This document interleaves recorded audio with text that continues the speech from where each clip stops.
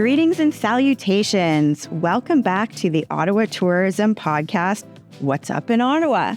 Vlad, we have had a whirlwind summer. I can't believe July and August is done. By the time this drops, we will be into fall. So what have we been up to since our last podcast? Our last podcast covered July and August. So let our audience know, what have you been up to? Yeah, well, I got back from TMAC in Saskatoon, and following that, I also hosted some interesting media visits, some that I've met at some of the different shows that we do, some who had a longer standing relationship with Ottawa Tourism, but Helen Colley, Eugenia Larasis, Mark Wessel, and Teresa Burgeon. And next month, I'm going to be heading to Detroit for the Society of American Travel Conference. So that's been a busy summer, and we also have maybe a few media visits that we're gonna be able to get in right before that last corridor of summer. Yes. We're gonna try. We're gonna put it out there right now. We're accepting media visits right up into the end of this. Exactly. What about you, Sarah? So just for our listeners who aren't Canadian, TMAC stands for Travel Media Association of Canada, if we haven't talked about that before, because we have many followers all over the world. This is the first year that Vlad will be doing SATW, Society of American Travel Writers, without. Mm-hmm. So we have divided and conquered. We are growing as a department within Ottawa Tourism and loving all of our media guests. So for July, I had quite a few things happen. So we did host Miriam Porter, who is a big cheerleader for Ottawa. She did a Forbes piece for us.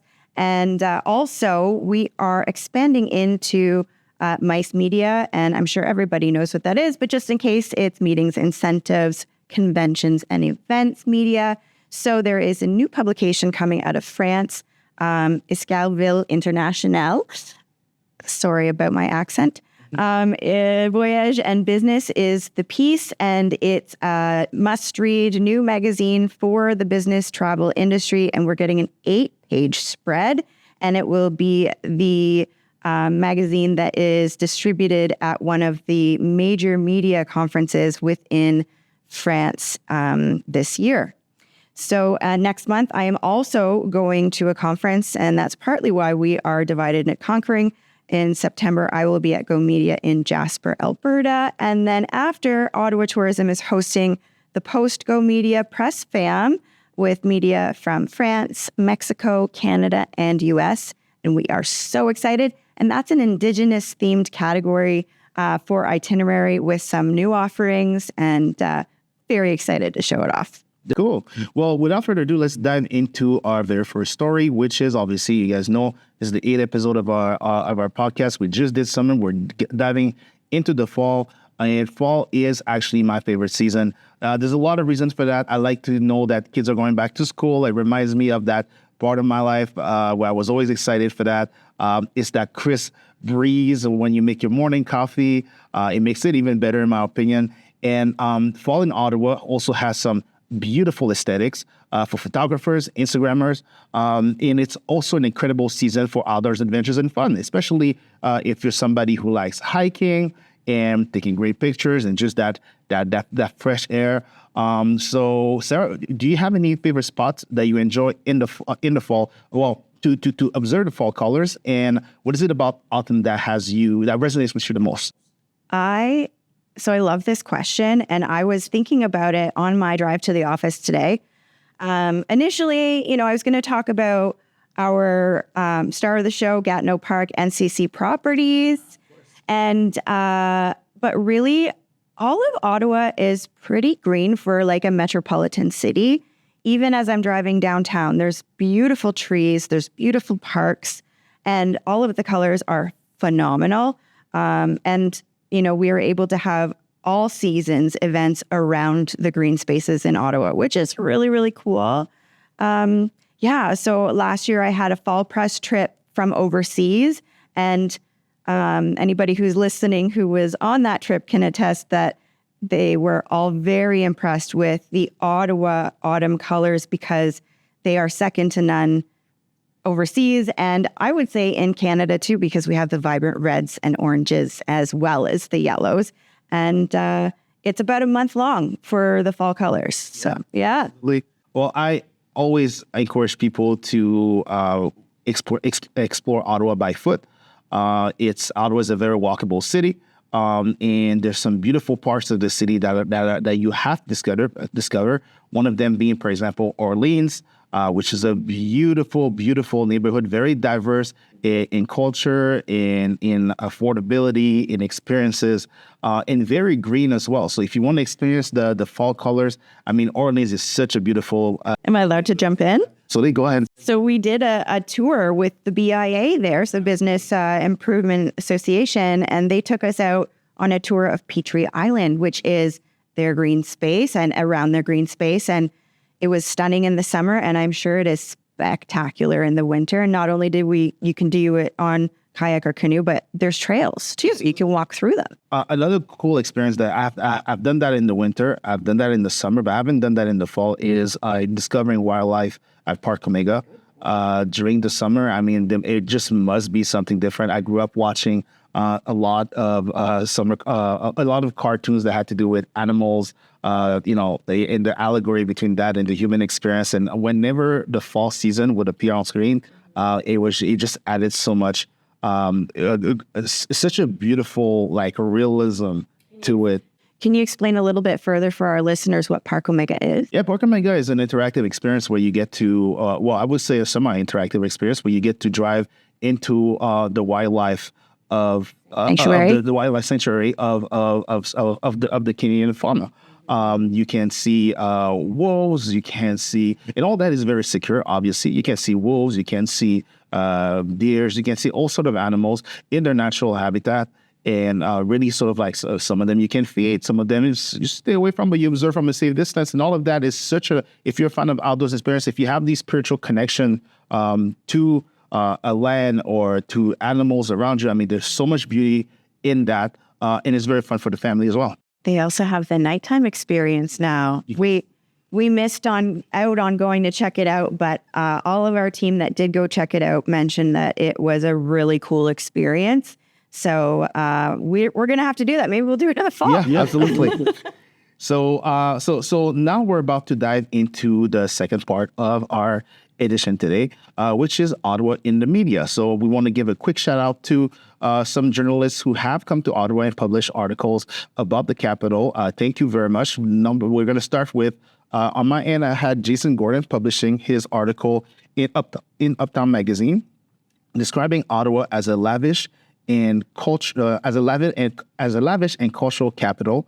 The visit that we had with Jason Gordon was one of a kind. We got to really explore the different parts of Ottawa through its many layers, both in culture, but also its socioeconomic layers and all that kind of stuff, which led for a beautiful article. And I encourage everybody to see it. Jason stayed at the Fairmont Chateau Laurier, had a great time at the Nordic Spa as well. And he also discovered our tremendous food scene that includes Arlo, the likes of Arlo, the likes of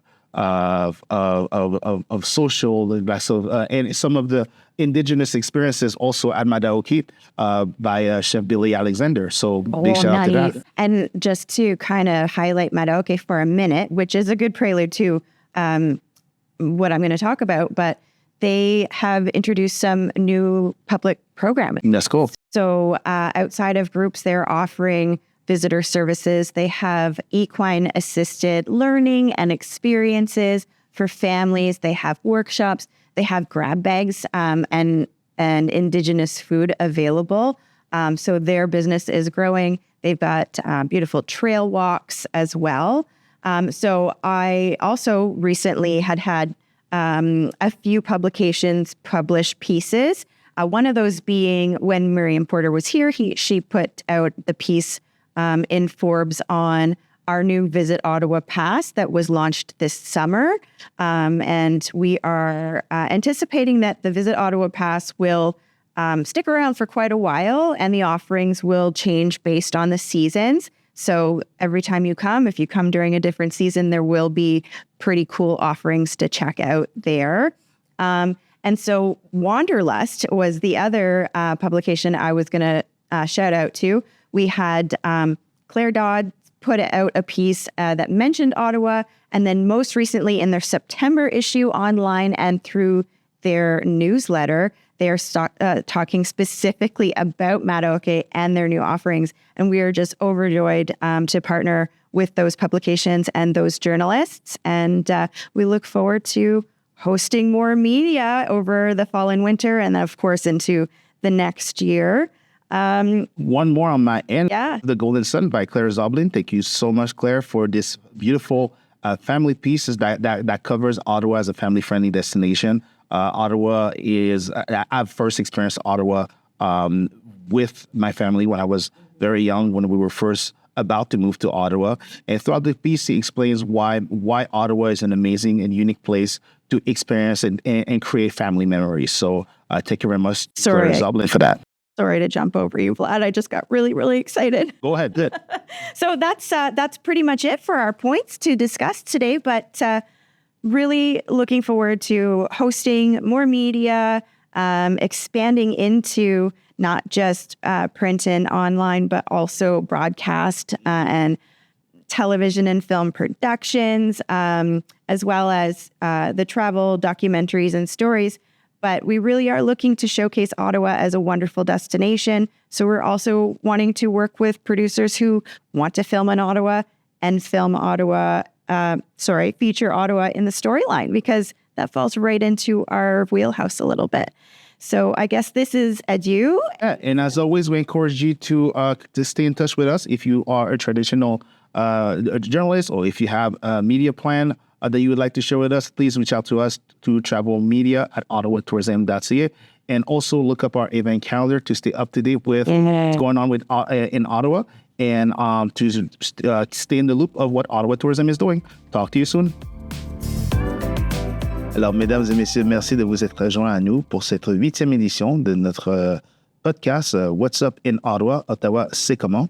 Alors, en votre résumé francophone, alors aujourd'hui, nous avons parlé des visites médiatisées que nous avons reçues dans la capitale, y compris Helen Colley, Eugenia Larazis, Mark Wessel, Teresa Burgeon, et nous avons également mentionné les plans de l'équipe des médias de voyage de Tourisme Ottawa, où je me rendrai à Détroit pour la conférence de la Société des écrivains de voyage américains. Sarah également se dirigera à Jasper pour adresser les médias canadiens et encourager les visites médiatiques à Ottawa également. Évidemment, c'est également notre édition d'automne. Alors, nous avons parlé des événements à venir en automne à Ottawa, de ce qui fait d'Ottawa une ville merveilleuse à visiter en automne, y compris voir les couleurs d'automne au parc Gatineau ou dans le centre-ville ou dans la ceinture verte d'Ottawa. Également, des façons de voir les couleurs d'automne, la vie sauvage au parc Omega. Et également, on vous encourage, comme d'habitude, à tracer des pas, à tracer vos pas au travers certains quartiers uniques d'Ottawa, tels que Orléans, par exemple.